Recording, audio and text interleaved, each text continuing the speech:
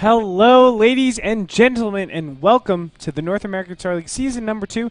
Today is going to be week number 2, day 2, and we have a lot in store for you. But before we go into that, let's go ahead and do some introductions. I am Andre Goitor-Pangshaw, and joined alongside with me today is going to be Jake Winstead, LZ Gamer. Oh, messed it up. You kind of messed it up. Jacob, LZ Gamer, Winstead. Yeah. Close enough, whatever. It's great to be here. Messed up your middle name, I'm sorry. Great of you to be here. I'm so happy.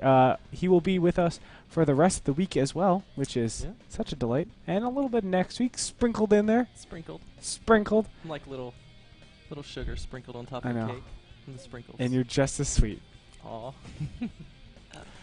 Anyway, of course, you are from Evil Geniuses. Why don't you tell everybody a little bit about yourself? All right. I've been a competitive Starcraft player since 2006, Starcraft 1. And I started off in Starcraft 2, being on Team Evil Geniuses. Still am part of this great organization. So nothing really left to say. I'm a Zerg player, but I was a Terran player for a long time. Kind of just switched to Zerg pretty recently, a couple months ago. It's great because we get to have your competitive insight from both Terran and Zerg. So Exactly. We always have races because I'm Terran and Protoss now. You're Terran and Zerg. It's perfect. It works out, man. It works out. We just... it's synergy right there. Yeah, that's it's synergy. like Tetris right there. Boom. Yeah. Exactly so. But you know what? We have a lot of things in store for you, as I said before. Real quick shout out, if you would like, go ahead and go on the website to find out more information. There is www.nasl.tv. You can also find us on Facebook and Twitter. We are NASL TV on both of those as well. A big shout out to our sponsors. They are AZO monitors and iBuyPower computers, both of which we use in the studio for both streaming, watching in ultra settings, and also capturing. So everything that we do is with those two. It's really, really helpful around the studio. And you know what? These two companies want to get into esports. They want to start supporting a lot more. And this is their big break into esports. So definitely help them out. Really go show them your love and show them why esports is an industry that we want to really get brighter. You know, a brighter future. Absolutely. But you know what? That being said, let's go ahead and get into the match and see what we got for today. So the matches are going to be Huck versus Axlav as game number 1, Rain versus Cloud as game number 2, Dark Force versus HeyPro as game number 3, and to finish things up, we have Braddock versus Mana. Any of those stick out to you? Well, you gotta go with the Evil Geniuses battle, right? Like that one sticks out in my head right off the bat. You know, Huck versus Axlav, the two of the best Protosses, I would say, in North America. Yeah. Yeah, but I mean, if you look at every matchup, we have phenomenal players going down. I mean, Rain versus Cloud, Dark Force versus HeyPro. You gotta have an amazing ZVZ right there. And then you have Braddock versus Mana. And Braddock, if you've ever seen a picture of Braddock, his picture is absolutely frightening. Yeah. It is the exact opposite of yours. I know. It's absolutely hilarious sometimes. And Braddock, you know, I've seen other pictures of him, and someone actually went in there and said, "Okay, that looks the most frightening. We're going to use that for the rest of his career." The rest of his because life. that was used in Brood War too. Yeah. Like it was scattered all over the place, and it's like someone deliberately is doing this. It's so funny. But yeah. If you haven't already, go check it out. It's on like Team Lookit. It's on our website. You could probably Google it. It would come up. Just type in Braddock, B-R-A-T-O-K. They would know what you meant. Yeah. Google knows. Google knows everything that's going on. But yeah, I'm really looking forward to this. We have 3 mirror matchups today, and then ending off with a Terran versus Protoss, so it will be nice. But before we do that, let's go ahead and get to the maps for today. All right, the maps are going to be Terminus SE, Dual Site, and Shear Beach. Should be a familiar map set to all of you at home. Let's go ahead and look at the first map in particular. Terminus SE is a map that is, you know, a pretty big macro map. We've had a lot of macro games going to 3 base really quickly. Still with those rocks being there, people are deciding to get that fast third. Yeah, I mean, I do like that the rocks are there, though. It still allows for that earlier pressure than we would normally see, where they could just stay behind and just turtle till that 3 base max army. Now it allows for a little bit more pressure. You know, a lot of times we see Zergs being able to break down those rocks, or even Marines break down those rocks pretty early in the game, and then that allows 2 ways into the base, and they can't really just defend from 1 point. Yeah, and it also cuts a couple of builds out. Like, you can't just freely go a one Rax expand. Right. Right, on Terran vs. Protoss, something like that. Or even Terran vs. Zerg to an extent, you can't really do that. You can't muster up enough just because of the Zero Green Baneling threat. There are a lot of things that go into that. But Forge Expand is a little bit trickier. Right. Things like that. Those fast expansions that were so safe and got you 2 expansions and made it like, oh, you should never all in on this map. It really makes it a lot weaker, so a lot more players have to play a little bit more conservative. A little bit more conservative, right. But overall, I think it's a great change, and I'm really looking forward to all the matches that are going to go down. Our second map is going to be Dual Site, of course. Dual Site, again, me and you both agree that it's a pretty good map. I think it's actually my favorite map in the entire NASL pool. I really enjoy playing Dual Site. It allows for a lot of aggression.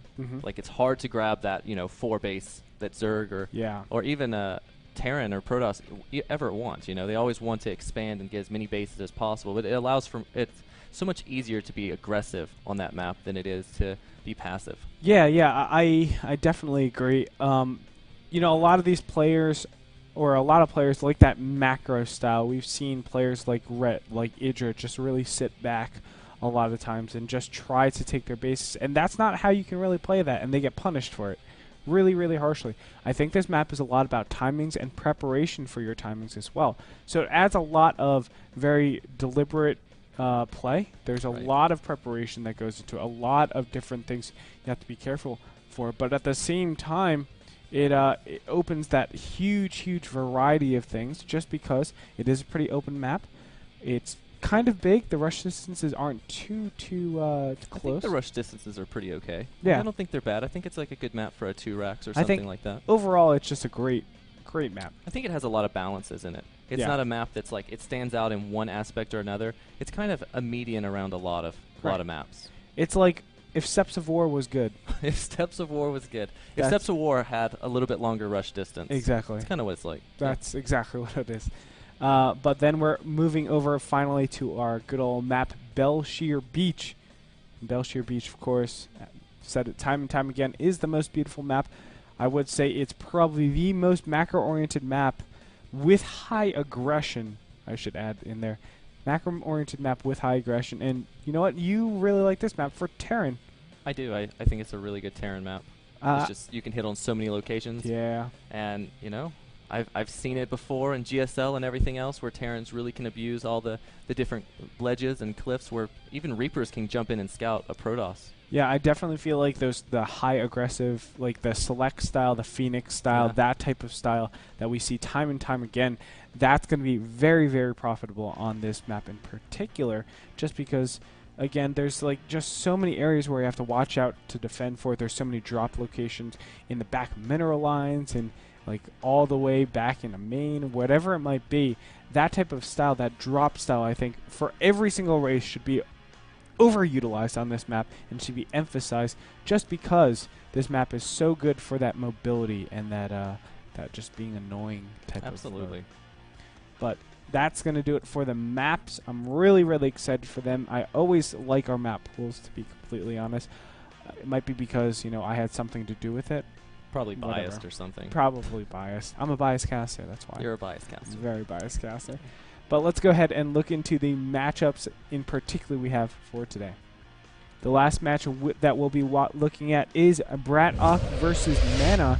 Now, this is, of course, going to be the 4th match of the day, but we go backwards just so that we can start off with a bang. So we can confuse people at home. I know. That's what it really is. We're just confusing people. It is.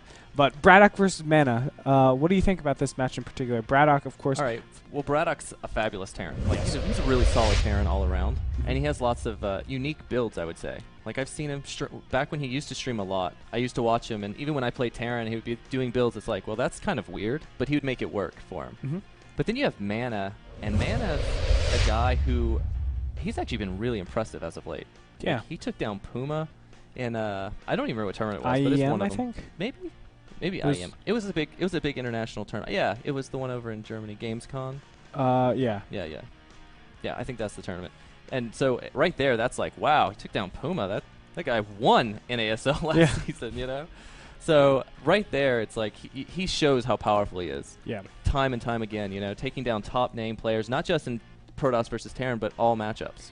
To be honest, this is going to be my favorite matchup right here. Just because Braddock, I think this is going to be a true test of his skill.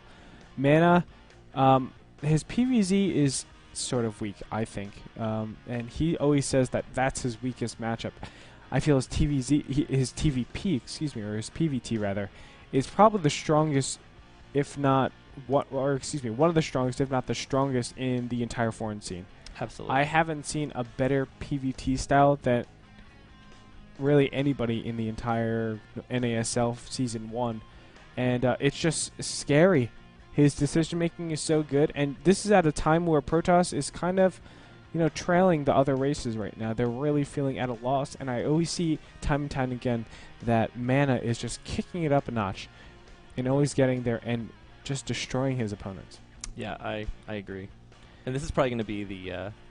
we do have 3 mirror matchups we talked about. And this is the one that's not a mirror matchup. Yeah. Amazingly, it's the matchup we're both looking the most forward to.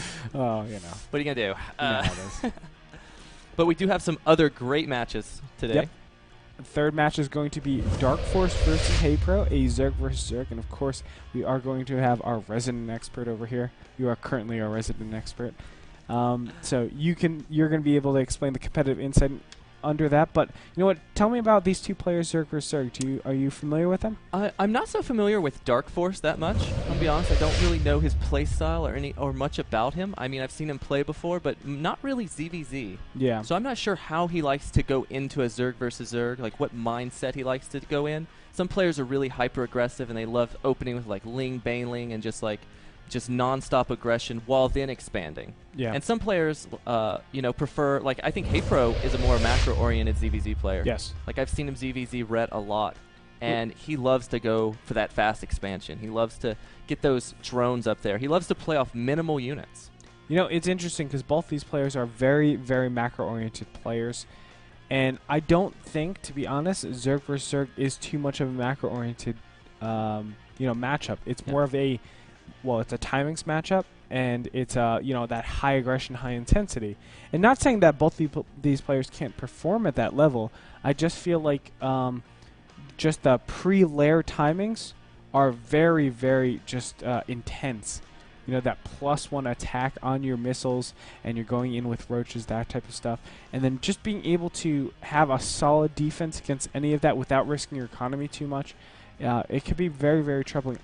I think it's going to be a very interesting interesting match, to be honest. Both these players kind of a little bit out of their element, but we'll definitely take a look and see how they fare in the week number 2 of NASL. Absolutely. So the second match is going to be Rain vs. Cloud, another, as we said, mirror matchup.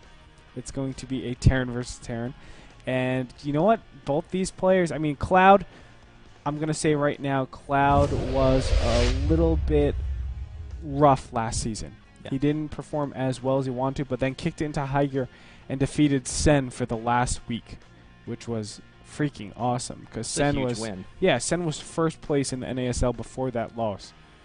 I think he's going to have a tough time against the up-and-coming player, Rain, who's just been performing fantastically at every single major event in the U.S.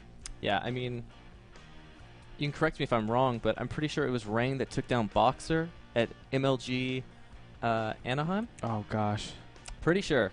I was there, and it was like an hour and 15-minute game where it was just like, wow. And he literally just outplayed Boxer. It was so impressive to me for that to happen. And, he's just an amazing Terran player.